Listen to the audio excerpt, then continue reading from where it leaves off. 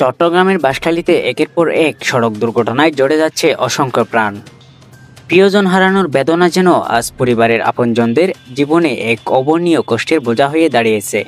প্রতিদিনের মতো সাধারণ মানুষ রাস্তায় বের হলেও কে কখন দুর্ঘটনার শিকার হবেন সে আতঙ্ক এখনও সর্বত্র বিরাজ করছে। স্থানীয়দের অভিযোগ, বাঁশখালীর বিভিন্ন সড়কে অতিরিক্ত গতিতে গাড়ি চালানো, ট্রাফিক আইন অমান্য করা এবং রাস্তাঘাটে অপ্রতুল উন্নয়নে সড়ক দুর্ঘটনার বৃদ্ধির অন্যতম কারণ। বিশেষ করে ট্রাক, গভর্নমেন্ট ও যাত্রীবাহী যানবাহনের বেপরোয়া চলাচলের কারণে সাধারণ পথচারী ও ছোট যানবাহন প্রতিদিনের সড়ক দুর্ঘটনা যেন বাঁশখালীর মানুষের জীবনে এক দুঃসহ বাস্তবতা হয়ে উঠছে। জীবিকা সন্ধানে বের হওয়া মানুষগুলো আর ঘরে ফিরতে পারছে না নিরাপদে। তাই এখন কার্যকর উদ্যোগ না নিলে সড়ক দুর্ঘটনা আরও ভয়াবহ রূপ নেবে এমন আশঙ্কা স্থানীয়দের। স্থানীয়রা বলছেন, আর কত মৃত্যু হলে, আর কত পরিবার স্বজন হারানোর কান্নায় বাসলে এই সড়ক দুর্ঘটনা রোধে কার্যকর পদক্ষেপ নেওয়া হবে।